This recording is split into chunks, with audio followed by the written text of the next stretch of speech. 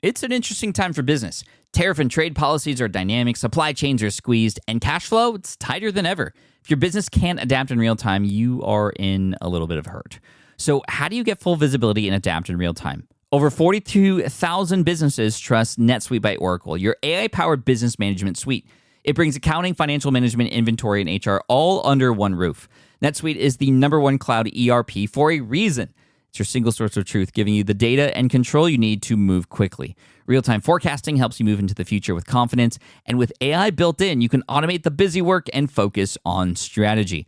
NetSuite helps you see what's stuck, what it's costing you, and how to pivot fast. If I were running a business with a lot of moving parts, I'd use NetSuite for full control over everything. Tame the chaos with NetSuite. If your revenues are at least in the 7 figures, download the free ebook, Navigating Global Trade, 3 Insights for Leaders at netsuite.com/SPI. That's netsuite.com/SPI. You spent months building towards launch day, but when the clock hits 0, your site crashes. Bots swarm, and loyal fans rage on Reddit. That's not good. Fanfare was built to stop that. Fanfare is the drop platform made for high-pressure moments, stampede-proof infrastructure, verified waitlists, and bot filters that actually work. Instead of refunds and rage, you get retention and revenue. And that sounds great to me. Your next launch shouldn't be a gamble. Get Fanfare's 5-step hype drop playbook and learn how to bulletproof your drop at fanfare.io/playbook. Again, that's fanfare.io/playbook. This is a hot topic. In fact, it was always a hot topic and something that a lot of my audience, you, have asked me about. I brought Stu McLaren on to talk about this. And today I wanted to bring somebody on who's actually in the middle of building what it is that we're actually talking about today. And his name is Kevin Fremon.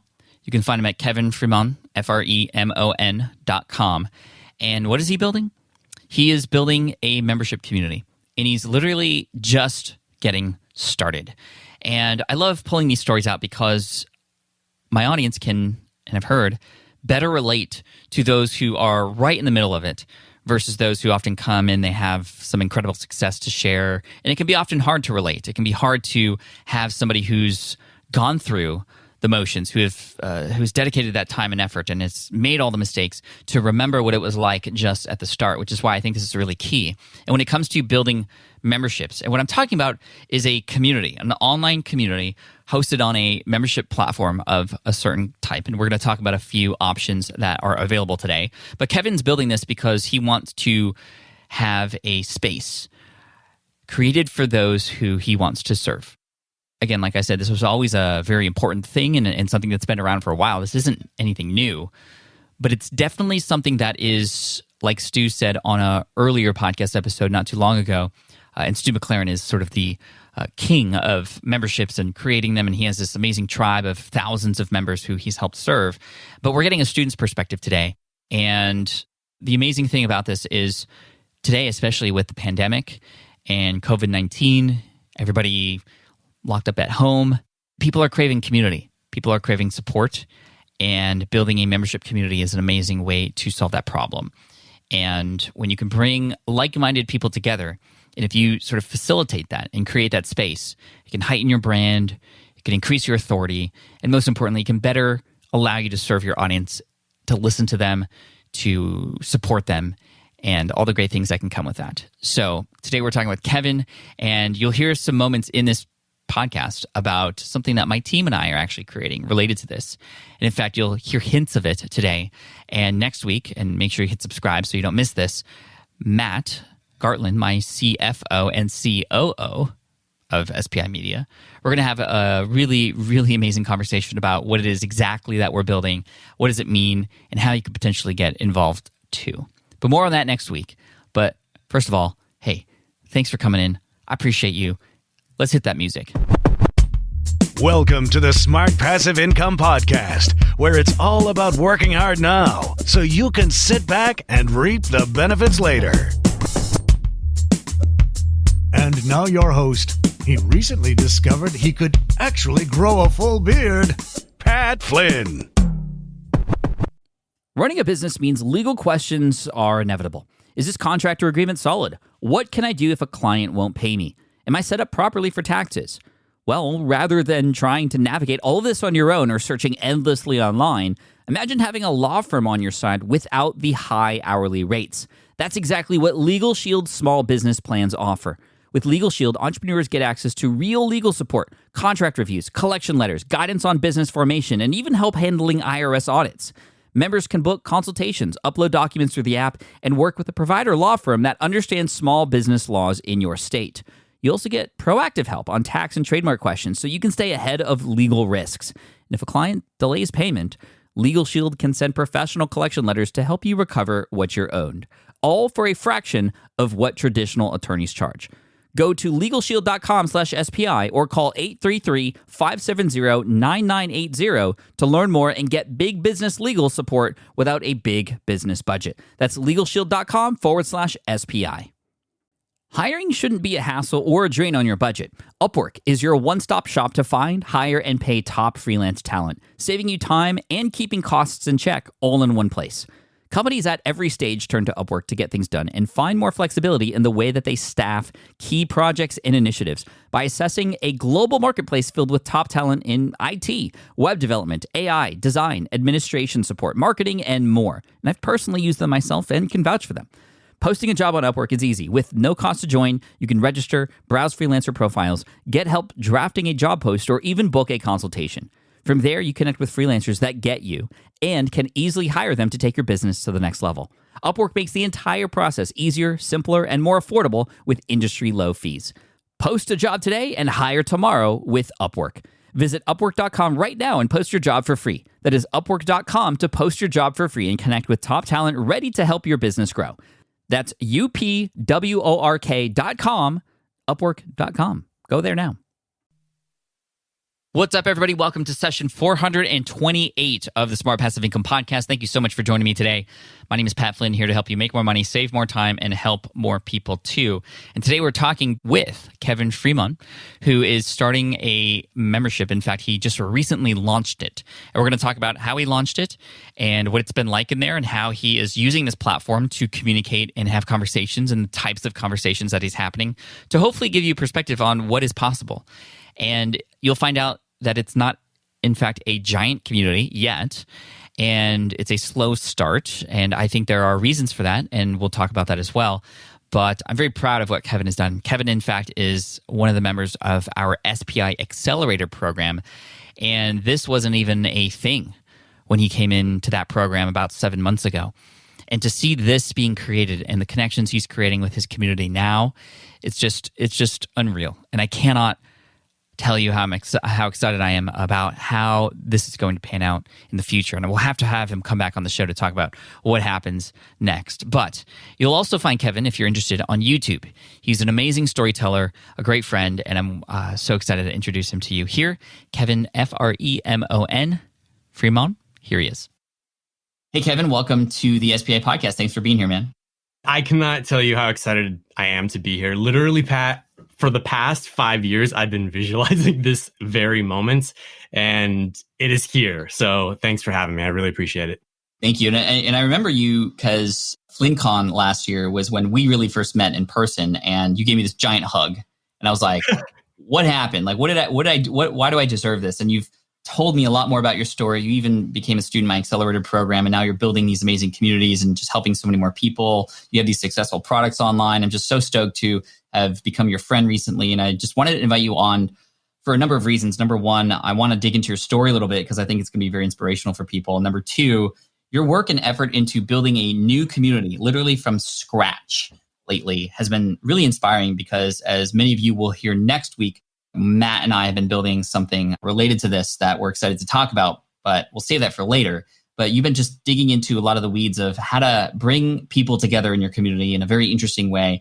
And I want to unpack that as well. But let's start with you, Kevin, and your experience in entrepreneurship and kind of where did this all start for you? I know you have some incredible sort of ups and downs in this arena. Yeah, absolutely. You know, it's funny that you mention kind of community, and that's going to be the topic of our conversation today, because literally for the last 12 years, I have been building communities both on the technical and design side and also on the human side. And there has absolutely been a tremendous amount of ups and downs. It's actually what has helped me kind of come to this realization of what I would call like the 3 C's of community. And we'll get to that later in the show. But my story goes like this. When I was 23, I basically said goodbye to the corporate world and started off on a journey of my own as a creative, as a designer, as someone who knew that I just wanted to step into entrepreneurship. And I remember the first big project that really kind of set the course for a lot of my journey forward. And coincidentally, that was actually a community. This referral came in to myself and my cousin, who at the time had this design and branding business where we would build web products for other entrepreneurs.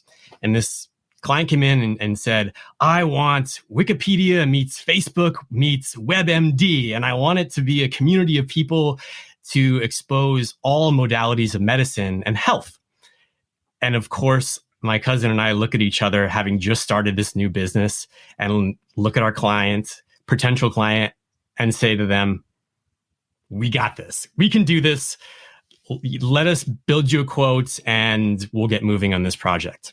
This turned into our first $1 million project. And we worked on this community for a good 3 years, developing a really robust platform and learning a lot about community building. And so it was that moment where I found this real love for helping entrepreneurs build products, build community that ultimately help the world. And so as we moved through that journey, I had this wild idea of my own, because I wanted my own concept. I wanted to build my own community. I didn't want to actually build another product for another entrepreneur and then have it, leave, because it was something I was so passionate about. And this was in the time way before Will It Fly, way before the Lean Startup, way before any of these, amazing books like your own had come out. And I honestly was pretty much delusional in my idea for a community that we were building. And I say delusional in the best sense of the word, because I had this grand vision that was ultimately unvalidated, but I was very charismatic about this concept. And honestly, it was the biggest learning lesson of my entrepreneurial life, because it literally took me to financial rock bottom. I lost everything, including my marriage. I had to shut down my design agency and startup and literally start from scratch. And it was at that moment where I really had kind of a fork in the road. And I could either choose to go towards the corporate life in tech, or I could just risk it all and, try it again. And so, of course, I tried it again. And at this time I had quite a bit more success. And this is even a cooler story, and it'll kind of, move towards, the community I'm building right now. Yeah, but tell me, please. The second company that I co-founded, at the time, this is when Instagram was becoming really popular. And I'm a photographer. I've always loved taking pictures. I've just had that creative itch. And I was listening to this great podcast, and this is probably around like 2011-ish, about building passive income streams. You probably know this host. His name's Pat. I heard of this guy. He's pretty terrible, I heard, though. He's kind of a jerk.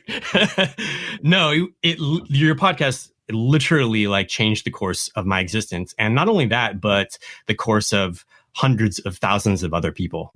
And it was right around 2011 where we were in an incubator program here in Los Angeles, about a month in, and the concept that we were working towards didn't work. And as an Instagram, fanatic and always posting photos, I recognized this opportunity, an unrealized opportunity for people that love to take photos. And the fact that they are building this incredible inventory of, photography, these digital assets that are underutilized. So we had this concept for a company that would help creative photographers earn passive income by selling their photos as, well, at the time, canvas artwork, but what turned into frame prints. But the beauty of that story is I learned such a valuable lesson from literally failing and going, broke, to really validating the concepts of a business idea. And from a simple value proposition that I, commented on 10 people in Instagram that I didn't know, 10 people.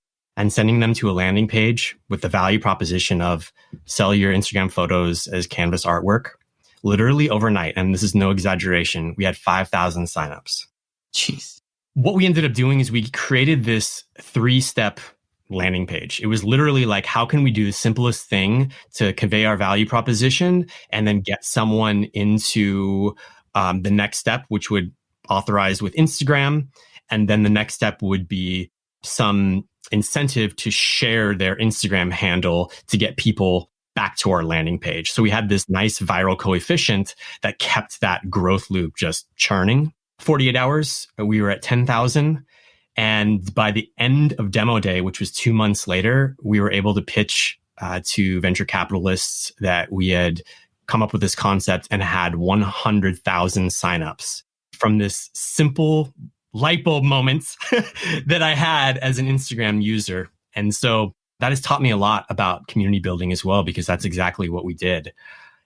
But the piece that was missing for me there was, how can I take that learning and that approach and actually impact other creator types, other entrepreneur types on a more impactful level, to teach them how to actually take the ideas that they have and bring them to life in a very smart and in a very pragmatic way that reduces the risk of them going through what I went through, which was terrible. So that kind of brings me to the community that I'm building today. But I appreciate you asking about my story. Yeah, no, it's great. And it really frames sort of why you're doing this, because that's the part that was missing. And I think that's the part that's missing for a lot of people, creatives especially, and entrepreneurs who just feel very lonely, who want to connect with other people, who need people who can hear them in their voice and what they're doing, and not like necessarily a close family member or friend who might think they're crazy or it's just some fun hobby they do. Like, it's a serious thing.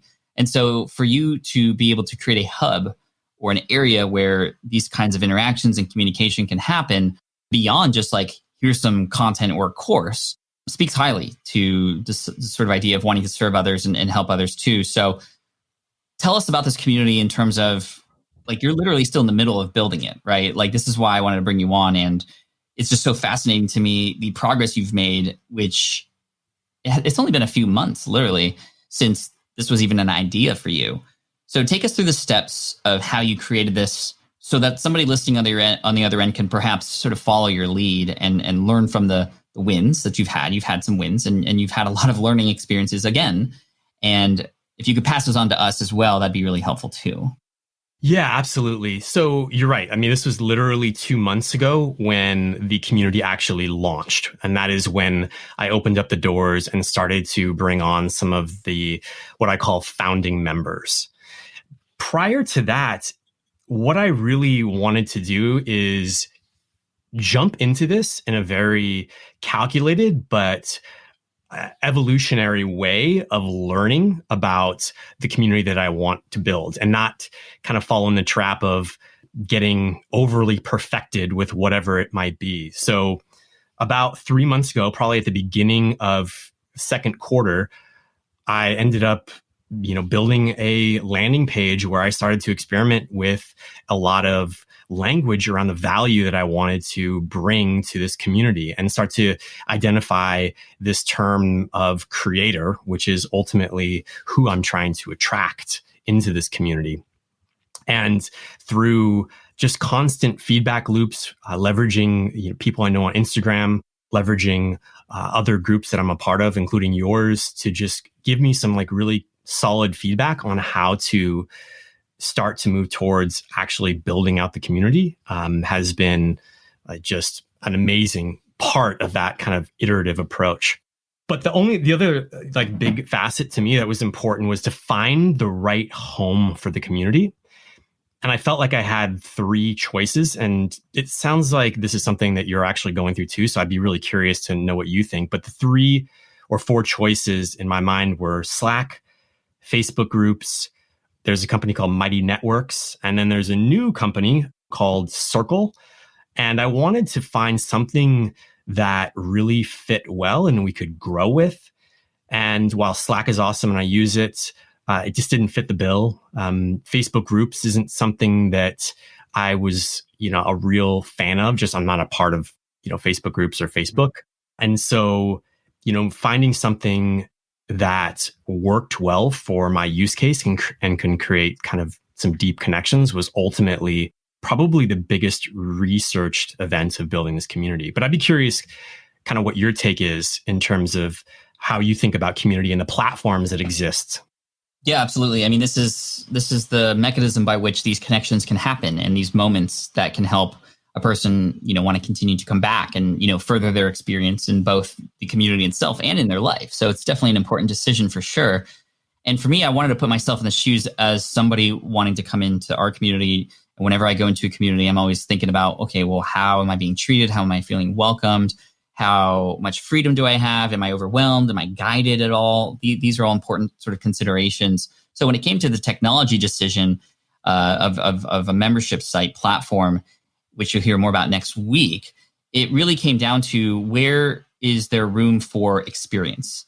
Where is there room for magical moments, right? And I think a lot of these platforms do offer all different kinds of magical moments, but for the specific kind of person that we are hoping to get into our founding members group and the experience that we're hoping that they're having, it really comes down to those moments and how often a person can feel comfortable coming back in and hopefully seeing more things that make it more and more valuable every time they come in, versus something that might feel a little bit too, like Facebook groups, for example, like you said, I'm not a big fan as well in terms of just the communities that I'm a part of. I like it for bringing people together in a free way that's sort of low friction and it's Right. a way to have conversations, and that's fantastic.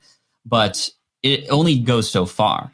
And then Slack also has some really great things as far as the archiving, which is where Facebook lacks, and the way to sort of structure where conversations happen about certain items. Very, very good on Slack, very, very poor on Facebook. What's cool about Circle, which is what we've landed on as well, in full disclosure, we've loved it so much that both Matt and I, Matt, my CFO and COO, have become advisors to the company. So Circle.so, we are going all in on it, and we're very excited about the future of it. It was founded by a couple ex-Teachable members who branched off and started this company, and very reputable, very, very excited, still very early on. And it is I know you've chosen Circle as well for your primary hub too. Yeah. Really cool. So I'm also just excited about to hear your experience in that platform, and also just in general, now that you have people in your community. And we'll talk more about like how you got them in there and sort of whatnot soon. But now that you have this community and they're in this platform, like what's it been like? Tell us how it's been feeling to have people that you can directly connect with and they're connecting with each other. Yeah. Honestly, I find myself just smiling like a giddy kid some days when I'm in there and seeing the interaction from people. This is a fun story, and this is something that kind of geeked me out. There's a community member, his name is Hayden, and he's a success coach. And so the other day we have this space called knowledge dropping. And he had shared this whole exercise that he went through with the whole topic of completion, meaning like oftentimes, especially if we're ambitious and we're always doing a lot of things, there can be goals that we don't hit, tasks that we don't accomplish, clients that we lose. And there's this like mental energy or mental spend of not completing something that can be really draining. And so he shared this whole journaling exercise with the community about his 2-week experiment, daily journaling to get to completion, and how it kind of changed the way that he's able to focus his energy. And it's in those posts where the community and people within it are able to basically give their experience and their lessons to the greater community, which is just like has my hands in the air in just complete excitement. And so I love seeing other people that have that desire to kind of give back in whatever way, shape, or form. And so this kind of leads me a little bit to what I mentioned earlier, the 3 C's of community. Honestly, like I have been using this acronym or like these 3 C's forever, and it's literally helped me frame how I want the experience to be as someone comes into the community and what that I want them to experience within it. And so the 3 C's basically go like this. The first C is culture. The second is connection. And then the third is camaraderie. And a great way to think about culture is Community is just that. You have to think about it like, growing a team, growing a company. And you have a team, so like I'm curious, like how do you think about like the culture that you're bringing on? I mean, it's the most important thing. It's something that influences our work, obviously. It's something that influences our friendships. It's something that influences our personalities and how we interact with each other. It's almost like a code, right? I saw a movie the other day, John Wick. I don't know if you've seen John Wick. Yeah, of course. But there's like a culture within the community that he is in, with the way that the coins are used, and that on certain grounds there are certain areas where business is not supposed to happen. I'm not trying to spoil anything for you, but like that's just a part of how that world works. And there's an understanding, and there's a work ethic behind it. There is a communication is a part of that as well, in terms of like, hey, if there's a problem, like it's in our culture that you're supposed to have a meeting together so you can work things out together now before it blows up later, right? Those kinds of things become a part of the culture. Also, we have in our culture a thing that we do every Friday on the team called Retro, where every Friday the team comes together and each person goes around and talks about the biggest win they had in their work and the biggest struggle, and then also open up to talk about the biggest win they've had in their personal life and their biggest struggle, and allows us to communicate with each other and understand where we're at, both personally and business-wise, so we can support each other, help each other out, and we get to know each other and be stronger together. And that's very much a part of our culture. It's a part of our culture to, within Slack, which is where we communicate as a team, to have, some fun and to, show gifts when we're trying to be silly with each other, and to have a channel where it's called Giggles, where we just put jokes in and it looks cool off a little bit. Like little things like that become a part of just the way and how you feel about the thing that you're being involved with. And I think that's absolutely huge. I love that you're starting with that, because I'm curious to know what sorts of things have you done in your community to influence culture and how to structure that. Is that even something that you can come in early when you're starting out and saying, I want the culture to be this, or does it sort of take a life of its own after you've set a few rules here and there? Frankly, I think you have to be incredibly intentional with culture early on. And that's something that I learned building a startup with people in the room. And the same thing and the same principles go for building an online community. And, you mentioned John Wick, which, by the way, I've seen all three. Like, I love those movies.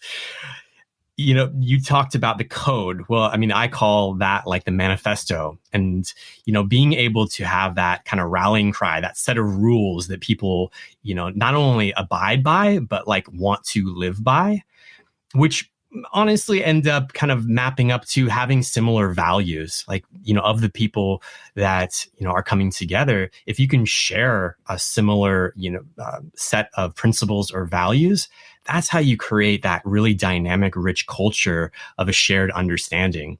And so, some of the ways that I've been able to do that early on with a culture is to be really intentional about bringing on this founding team of people who can kind of set the stage in having intelligent conversation threads, and people that will engage, but engage in a really thoughtful way is, a big part of kind of setting the stage for new people to come in and say, oh, wow, Christian here, who's, a community leader in Lightbulb Moment, is, really giving some thoughtful feedback and is always engaging with people, not just with a quick 1 or 2 sentence, but he's giving some thoughtful response. There's times in our community where myself or other members like Christian will post a Loom, which is this great screen recording software where you can just record your screen and share a link. We use that a ton in the community because you can just embed it and play it right there. But it's these little actions that become really visual as someone kind of comes in and gets used to like what is actually happening here. So from a culture standpoint, that's some of the things that I've really kind of set out to do, so that it makes it easy to really understand, what's cool here, what's okay, and how, people should act, which we used a ton of GIFs in there as well. That's cool. And I remember in regards to the manifesto, which is almost like a war cry, like you say, or this is what we stand for. That's really important to bring the kind of people in that you want into this membership. And so they understand who else is there too. And I think that was one of the first things you did, even before you even chose what your platform was, right? Like you worked on, well, who do I even want in here to begin with? How did you define who the members were going to be like and who you reached out to, because, you can have the entire world in there, but you build a place for the entire world, it's not going to feel like it's for anybody. So how did you define who's in there and who's it for? Really what I wanted to do is I wanted to build a community of people that I ultimately want to hang out with, which are typically creative types, people that love talking and expanding upon ideas, entrepreneur types, people that are ambitious, really, at the end of the day. And that's where I've really kind of coined and landed on the term is I'm building a community of ambitious creators. And what I really wanted to do is not narrow too heavily towards, I only want designers in this group because I am a designer. I want to be able to leverage a really multifaceted, multidisciplinary group of ambitious people that have some level of, whether it's a creative background or just creative is not maybe the right word, but this propensity to want to actually, build something from nothing. And that could be a video, it could be a photo, it could be a podcast, it could be a company. It could be a variety of things. So I really wanted to kind of create like a narrow net, but just wide enough so that there was a lot of value in an experience as like a collective within the community. Love that. Thank you. How did you get people into your community to begin with? I'm curious. Sure.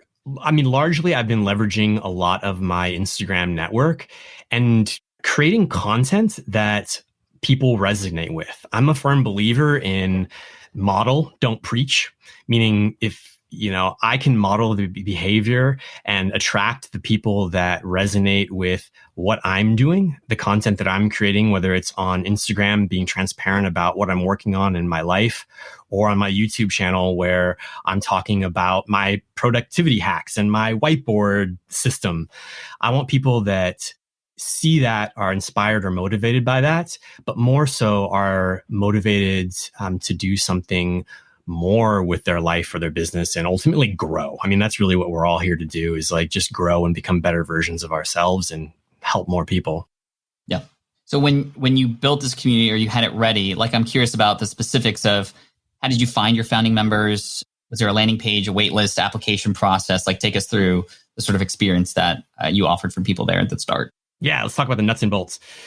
What I wanted to do is I wanted to create a landing page that had a really simple sign up form. And so the first thing I wanted to do was understand of the people landing on the page and signing up with this little form, which captured their name, their email address, and then allowed them to self-identify as a creator type. And so I had things in there like a designer, photographer, filmmaker, YouTuber, writer, podcaster. I wanted to really get a sense early of who was coming to that page and where I was getting the most interest. Now, like I said, I'm a designer and I have a photography background. So of course I got, quite a few of those, and I'm on YouTube. So I got, people coming in from those channels, but that was the first step in my kind of landing page flow. After that, the person was sent to a type form where I created a questionnaire so that I could understand at a deeper level, what are the things that they're working on? Where do they show up with whatever they're creating the most, whether that's on YouTube, whether that's a website they're building, a product that they're building, some of their challenges that they're facing, what they're hoping to actually gain from, being a part of this community. And then I also had this little section where I asked them if they wanted to become a founding member. And then if they said yes to that, that would open up more questions about the experience that they have, how they would want to interact, what they could share with the community. And it just really helped me gauge the amount of not only interest, but also true desire that people have as they fill out that questionnaire, which is always so interesting. Sometimes you get long paragraphs and other times you'll just get like one quick sentences. Yeah. So it's really easy to gauge like the level of excitement and like true enthusiasm that people have by asking them questions like that. I like this. It's almost like a pre-validation process because you're not selling anything on the home on the landing page. You're not asking people to pay for anything yet at this point in the journey, but you are selling the idea of the community. You're getting people to go from landing page to fill out the form, to go from form to fill out the type form to give more feedback to you. and to then even say, yeah, I'd like to be a part of something like this and be a founding member or not. What were some of the most interesting or eye-opening responses that you got in your questionnaire? Anything that comes to mind that really helped you understand more or inspired you or kind of made you wonder a little bit more during that process? One of the questionnaires that came in was from one of our community members. His name is Brendan, and Brendan is awesome. He helps people become more confident on stage and speak publicly. He has a channel called Master Your Talk, I think on YouTube. Fantastic content.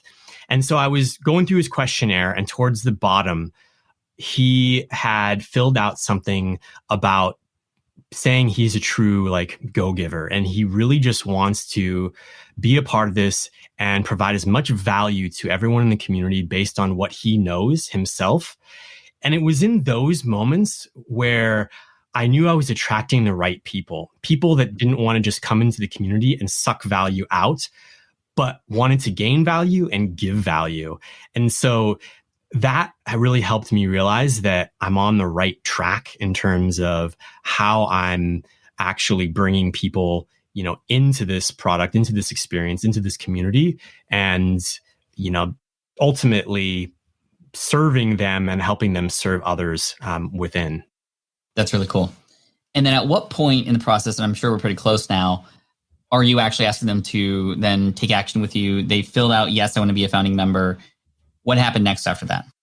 As I was kind of reviewing a lot of the questionnaires that came in, I had reached out personally to the community members with a video or with an email if I knew them, and asking them if they would like to become a part of the founding team and thanking them for all of their enthusiasm. So when building a community early on, I think it's really important to be as high touch as possible. And ultimately, that's not scalable. But when you're starting to build that culture part of the 3 C's, it's absolutely necessary to first and foremost, create that connection with your founding team members. And the best way to do that is to be high touch, learn from them and kind of seek their feedback and opinions, and, help them help you grow the community. And so I leveraged a lot of these early people with, showing them concepts of the community, helping me build the spaces or all the little categories within the community, and really leveraged a lot of their opinion and expertise so that this community felt more like ours, not mine, but I want this to be like ours. And so it was a great experience early on just to send them small surveys prior to launch. And then once the community launched, invite them in and continue to get that initial feedback until we were all ready to open the doors and start ushering new members, in. That's really cool. What is the price plan, if you don't mind me asking, for your community? Yeah, that's a great question. So right now it is a paid community, and there's 2 price plans. There is a starter membership for $10 a month, which basically gives you access to the entire community itself, which has a ton of value. And then this resources area, which is going to be or in the process of being built right now. Or for $25 a month, there is an added benefit of having office hours with me. So you get these one-on-one 15-minute chunks of time each week available. I have basically an hour set up on my calendar where 4 people, can book in time. And then we're also doing monthly Zoom calls where anyone in the community can join the Zoom, and we have different topics. Last week, we had our first one, which was awesome. And we talked about landing page design strategies. And I went through this whole training and, did some landing page design reviews, which is really fun. The best part about it is this whole membership style, paid platform, it all goes to charity. And that's something that is, really important to me and a real big differentiator. So 100% of the proceeds every month go to a charity that the community votes on. And actually today, at the time we're recording this podcast, I did our donation. We donated $295, we're still early, to the Alzheimer's Association. And so it's really cool to, create a community that really thrives on giving back in multiple ways. Yeah, that's great, man. And this is the start, right? I think a lot of people listening to this are going to be surprised about the number that was just mentioned, because we didn't really discuss how many people got in yet. And as we go further into this discussion, I want people to realize that this is just the start of this. And Kevin's providing a ton of immediate access, a ton of personalization in this, because you have these other successful businesses that are running, right? This is completely separate from all that in a sense. You have stuff that's automated passive income coming in totally different ways, which is, really cool. And now you're building this membership program, and all the proceeds go, like every single dollar goes to charity, which I think is really commendable. And thank you for doing that. That's really awesome. And you've been leveraging, your Instagram audience and your growing YouTube channel. Again, make sure you subscribe, check him out, Kevin Fremon, Fremon. And you can check out the Lightbulb Moment as well. But I think, and hopefully this gives people inspiration that you don't have to create something amazing with 1,000 members right up front, right? Like you have super fans and members in there that are just like so cool to hang out with and start with. And I'm curious to ask you, like, how are you going to continue to grow this? What happens next? You've had these founding members in, which is like you said, you're beta members and you're still building it, but you're like literally in the middle of building it out, which I think is so cool. And you've had people step up and almost help shape it with you. What are the next steps to help bring more people in? And what are you envisioning for the future? First off, thank you for identifying and talking about this. Is very early. Like we're very much at the beginning stages. And to speak to that just for a moment, the very beginning stages, the first few months, first 6 months of building a community is a really special time to be high touch, to learn a lot, so that as the community does grow, the people that are then coming on have a very thoughtful experience. And so while, yes, it sounds really glamorous and awesome to launch something 1,000 people and all of a sudden, boom, but you learn so much early on that it's well worth the time to take it slow in the beginning and really learn a lot from your audience, from your customers, whatever that might be. And so now as we're starting to learn a lot more about, what creates this awesome experience, how to get people into the community and engaging and sticking and finding value, really the next step is twofold. One, it's to continue to create even more rich content in order to kind of bring in like-minded creators that, want to be a part of something where they're going to get support, when they're going to get accountability, and put them in a network. So content is going to be a huge part of my strategy. And that's just mostly video content on my YouTube channel, like you mentioned. Thank you very much. The other part is, I think that the whole saying of good people attract good people is absolutely right. And so how we can incentivize and or get some of our existing members to continue to show their progress, talk about their success, share the value that they're getting from the community will attract other like minds. And so to me, this isn't about fast growth to 1 million users. Actually, I've capped this at 1,000. I have a max of 1,000 people that I want in this community, and I'm in no hurry to get there. I want the right people in the community and the people that are going to find value. So my approach to grow this is in a way that's a lot more thoughtful, and that the right fit matters most. And so, of course, I come from, a startup and a growth background. So I want to experiment with, some ad traffic, just to test the waters on different landing pages or value propositions that we're putting out there. We also just started our Instagram account to start kind of adding value through our Instagram, which is Lightbulb Moment Official. But really, it's just a matter of just this methodical approach to continue to add value outside of the community to attract more people into it to get even more value. Love that. Really quick, in case anybody's curious about where to go to find more info about the Lightbulb Moment community, where should they go? Lightbulbmoment.com, which is a pretty killer domain. I like it. Lightbulb Moment. Why Lightbulb Moment? You had mentioned that word earlier in your story. Why is that the community?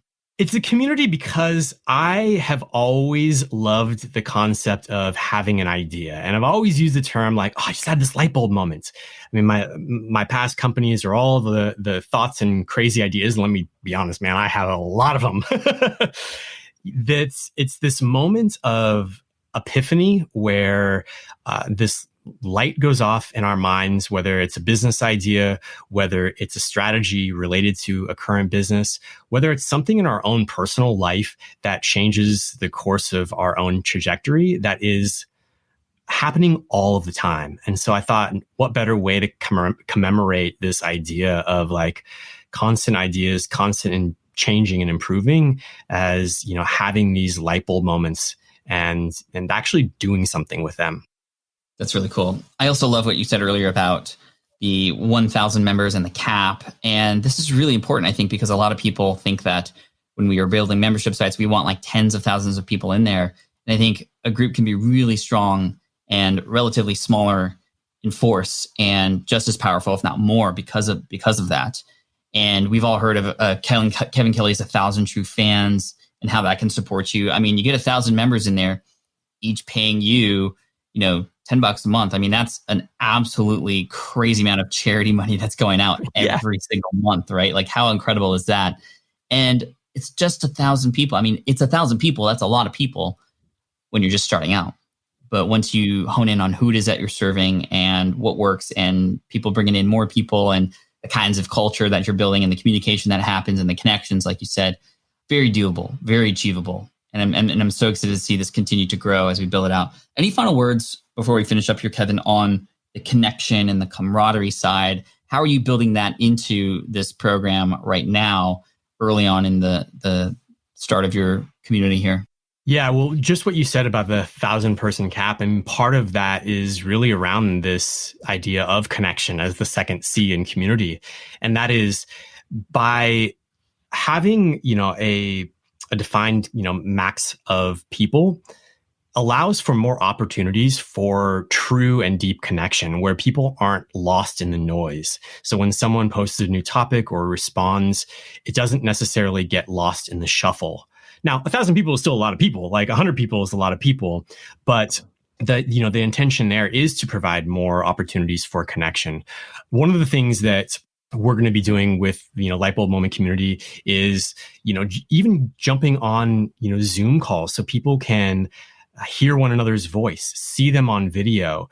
There's been feedback that I've gotten already after one of our first Zoom calls where like people immediately started to engage with one another, even outside of that Zoom call. And so it's those sorts of moments where I think that the power of what we're able to do online and facilitate can really create, those kind of deeper level connections.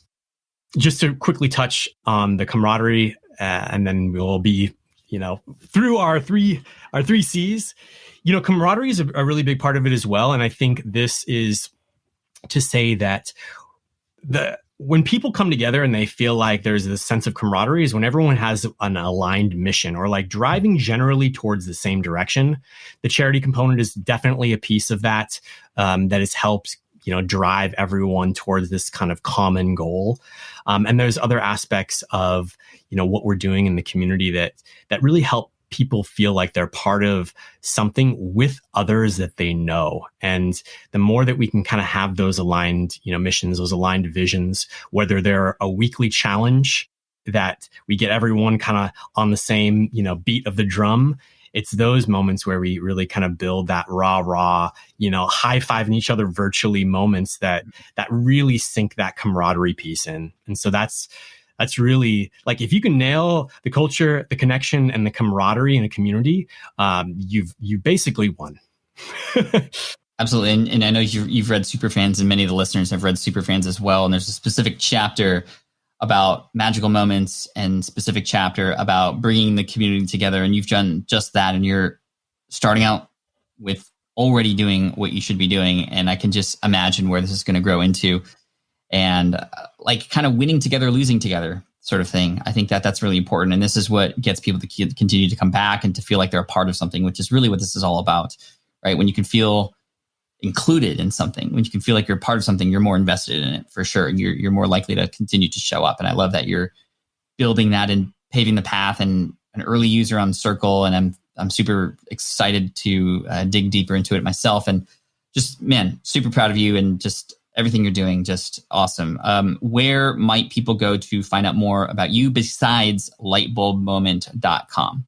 You can always go to kevinfremon.com, or better yet, my YouTube channel is a great place, which is just my name. I love creating content and showing up and actually engaging with the people that subscribe to my channel and creating conversations there. So those two places are fantastic, along with Instagram, where you can catch my shenanigans on my Instagram stories daily.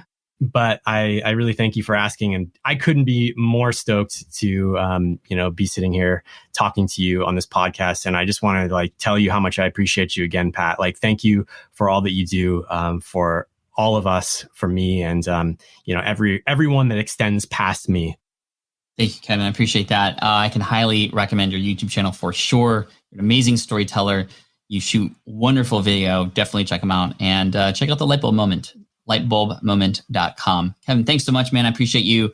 We'll talk soon. All right. Thanks, Pat.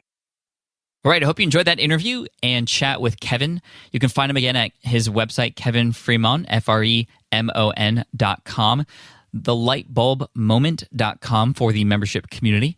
And then, of course, check him out on YouTube, because that's where he does all of his great stuff behind the scenes, behind the camera, behind the computer, editing these great stories. Definitely an underrated creator, in my opinion, and I'm happy to push more people his way, because he's definitely somebody that can absolutely make a difference. So, Kevin, thank you so much for your time today. And I know I speak on behalf of everybody. Just keep doing what you're doing and keep sharing, and hopefully we can bring him back on to talk about what has happened since this episode. It'll be more like a before and after, right? Right at the start of this and what this turns into. And I'm so excited to learn more. So thank you so much, Kevin. Thank you so much to everybody who has listened all the way through the episode. I appreciate you so much. Make sure you hit that subscribe button on your podcast app if you haven't done so already. And if you happen to be listening to this on the website, just go find the podcast, Smart Passive Income with Pat Flynn, on any of your favorite podcast apps. Hit subscribe there.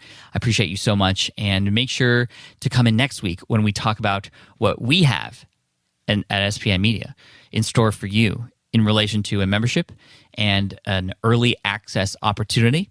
We're going to talk about exactly why we're doing it, what we're positioning it as, and how it can be helpful.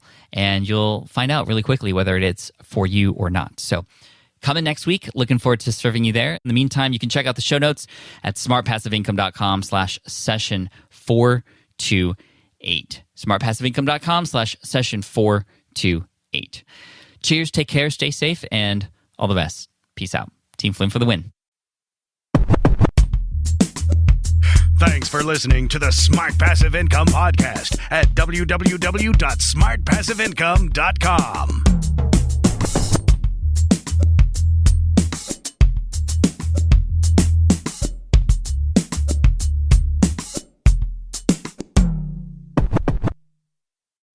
I get it. You want to grow your business, but selling at scale feels overwhelming.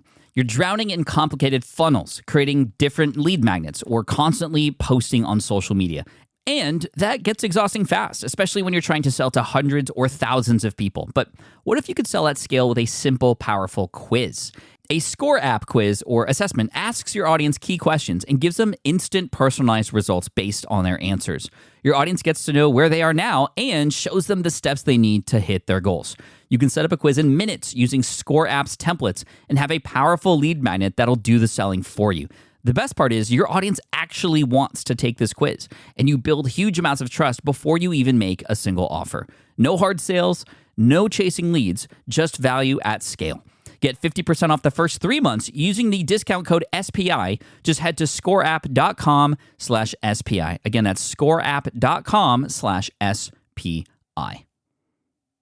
Hey, fellow podcaster, does this sound like something you've experienced? Record your podcast episode on one platform, download the files, edit in another app, then fire up a different tool just to create these social clips.